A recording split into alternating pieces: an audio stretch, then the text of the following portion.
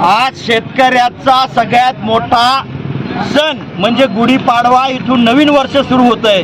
परंतु भूलथापा देऊन शेतकऱ्याला खोटे नाटे आश्वासन देऊन सत्तेवर आलेल्या या सरकारनं काल मात्र निर्लज्जपणाचा कळस केला.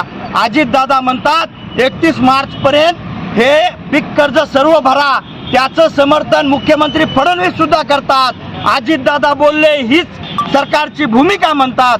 अरे तुम्ही म्हणला होतात आम्हाला मत द्या, आम्ही सत्तेवर आलो की 100 दिवसामध्ये शेतकऱ्याचा 7/12 पूर्ण कोरा करतो, परंतु तुम्ही दिलेला शब्द पाळला नाही. म्हणून आज सणासुदीच्या दिवसात सुद्धा तुमचा निषेध करण्यासाठी जिल्ह्यातील शेतकऱ्यांनी काळी गुढी उभारून तुमचा निषेध केलेला आहे.